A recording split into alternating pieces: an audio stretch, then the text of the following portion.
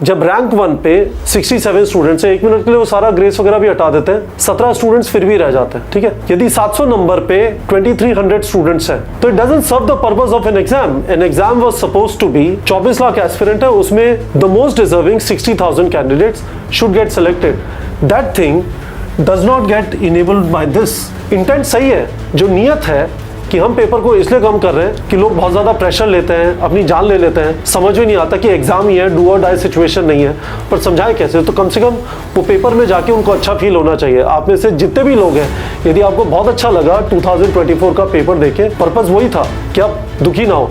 But चीज़ ये है कि रियलिटी फिर भी हिट करती है कि सिर्फ पेपर में अच्छा लगा उससे काम नहीं चलता। मेरी रैंक क्या आई, अल्टीमेटली मुझे कॉलेज मिलेगा या नहीं मिलेगा इस वाले स्कोर पे, वो मैटर करता है। Good afternoon students. NEET 2025 exam easy होगा या डिफिकल्ट होगा? कल एक इंटरव्यू है धर्मेंद्र प्रधान का, जो हमारे एजुकेशन मिनिस्टर है, आज तक के ऊपर, ललन टॉप पे भी था। उसमें उन्होंने लार्जली इस बार के पेपर को लेके कुछ चीजें बोली विच आर वेरी इंटरेस्टिंग। तो एग्जाम के लेवल के अलावा सबसे पहले उन्होंने बोला they are committed to transparency. Government, यदि स्टूडेंट्स को लगता है कि कहीं ना कहीं कुछ गड़बड़ हुई है, तो we are committed to transparency. हम चीज़ों को देखेंगे और हम लोग स्टूडेंट्स के जो ग्रीवेंसेस हैं उनको पूरी तरह से एड्रेस करेंगे। उसके बाद उन्होंने पेपर के बारे में बोला कि हम लोगों ने इस बार एक तो 600 सेंटर्स नए खोले, जिससे ज़्यादा स्टूडेंट्स जो दूर दराज के इलाके में रहते थे, जिस भी रीज़न से है, सेंटर बहुत दूर है, यदि पेपर देने नहीं आते थे, उन्हें लगता है, धर्मेंद्र प्रधान जो हमारे एजुकेशन मिनिस्टर है, उन्हें लगता है कि काफ़ी सारे जो एस्पिरेंट्स इस बार बढ़े, उसका रीज़न ये था कि हमने ज़्यादा सेंटर खोले। दूसरा, उन्होंने कहा कि हमने पेपर को आसान बनाया क्योंकि स्टूडेंट सुसाइड के केसेस हैं, स्टूडेंट्स के ऊपर बहुत ज़्यादा प्रेशर है, तो हम लोगों ने पेपर का लेवल कम किया, हमने उसे 12th के लेवल पे ले आए और हमने सिलेबस भी रिड्यूस किया। तो इस बार there is very clear communication from the government, from the person right at the top, our education minister, कि there was a deliberate reason. Government का इंटेंट यह है कि इंक्लूजन बढ़े, ठीक है। जो बच्चे, इंक्लूजन वर्ड है ना, इसको समझ लीजिए। जो बच्चे एक बड़ी कोचिंग में नहीं जा पाते हैं, उनके पास इंटरनेट साधन है, कुछ किताबें हैं, सिर्फ स्कूल जा पा रहे हैं, क्या उनको बराबर मौका मिल रहा है एग्जाम लिखने का? As per hour education minister, वो तभी इनेबल हो पाता है जब हम ऐसा पेपर ना बनाए जिसके लिए आपको एक बड़े महंगे कोचिंग सेटअप में जाने की जरूरत है। This is his perspective. The other problem which is there, so it should be a matter of happiness कि पेपर इजी था। The problem that has happened is, easy paper की वजह से 2018, 2019, 2020, 2021, 2022, 2023 और उसके बाद यहाँ पे लिख देता हूँ 2024, है ना। 540 कट ऑफ था, यहाँ से एनटीए ने पेपर कराने चालू किए, 583, यहाँ से यहाँ तक कट ऑफ बढ़ के 610 हो गया इस जगह पे, और अब ये बढ़ के 655 हो गया। काफ़ी सारे स्टूडेंट्स को लगता है कि ये कट ऑफ का इंक्रीज सिर्फ पेपर के लेवल से एक्सप्लेन नहीं होता, but it is a matter of investigation. हमने इस चैनल पे ये बोला है कि एनटीए की क्रेडिबिलिटी, इस नीट के एग्जाम की क्रेडिबिलिटी इस्टेब्लिश होने के लिए एक इंडिपेंडेंट इन्वेस्टिगेशन होके ये चीज़ इस्टेब्लिश होना जरूरी है।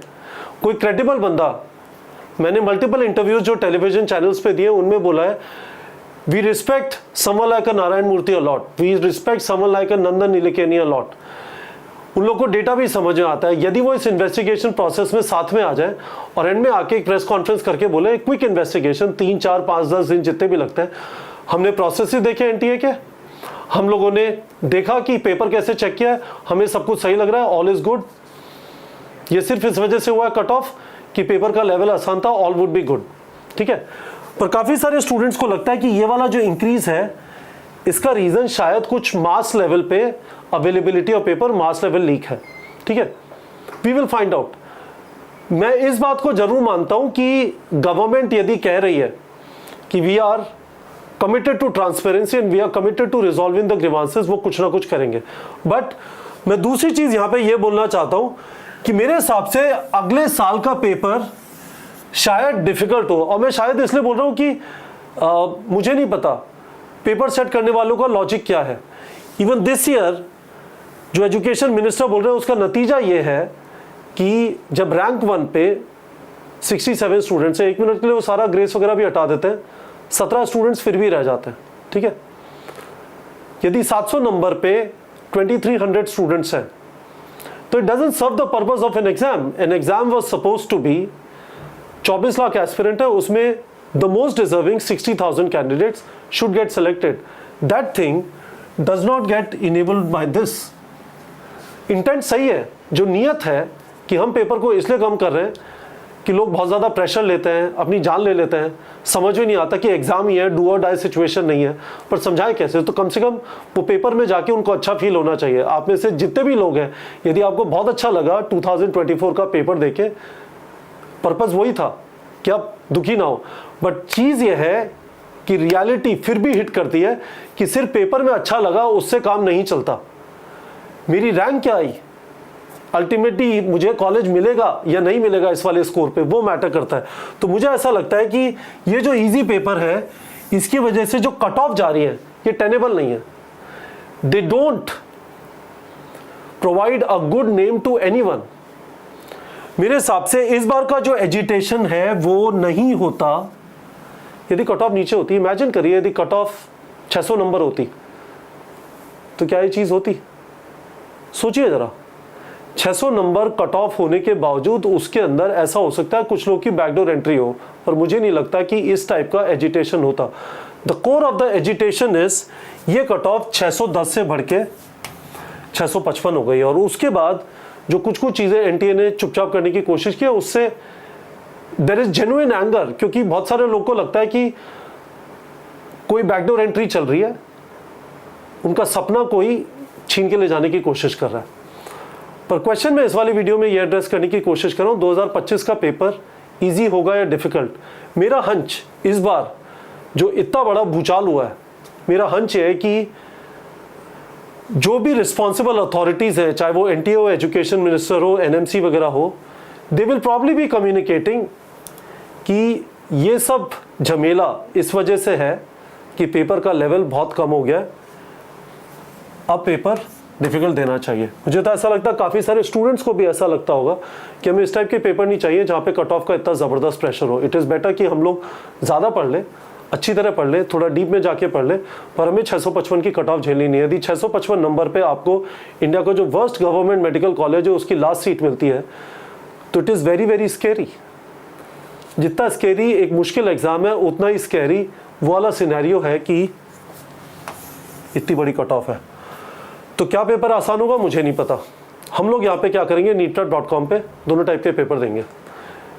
We are going to put a reasonable number of difficult questions in section B.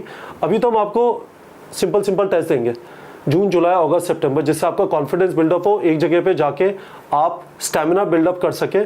3 घंटे 20 मिनट एक जगह पे बैठने का। काफ़ी सारे स्टूडेंट्स का उतना सिलेबस खत्म नहीं हुआ होगा जो हम टेस्ट में पूछ रहे हैं, बट दैट इज़ ओके। आपका कॉन्फिडेंस बिल्डअप होना चाहिए कि मैं हर बार एक सेंटर पे जाऊंगा और टेस्ट लिखूंगा। हम जब 29 सितंबर से जो टेस्टिंग चालू करेंगे, 23 टेस्ट जो उसके बाद होंगे, वहाँ पे हम कंटिन्यूसली आपको बीच बीच में अच्छे खासे बाउंसर देंगे and you should be ready for it. क्योंकि ऐसा हो सकता है कि पेपर आसान ना हो because of what has happened. A lot of what is happening right now as per me is because इतना हाई कट ऑफ है। और खुद एजुकेशन मिनिस्टर ने कहा कि हम लोगों ने पेपर के लेवल को सिग्निफिकेंटली रिड्यूस किया था, उनके reasons in his mind are justified. मेरे हिसाब से मंशा बिल्कुल ठीक है, पर जो उसका जो नतीजा हुआ है वो काफ़ी भाव है।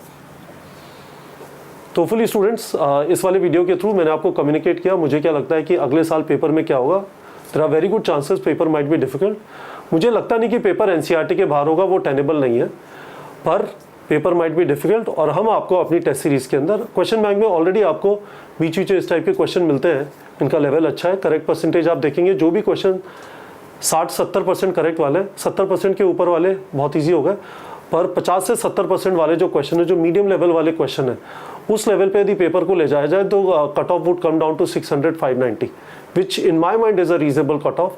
तो उनको जरूर से प्रैक्टिस करिएगा और हम आपको बीच बीच में टेस्ट सीरीज के अंदर भी इस टाइप के क्वेश्चन एनीवेज देते रहेंगे।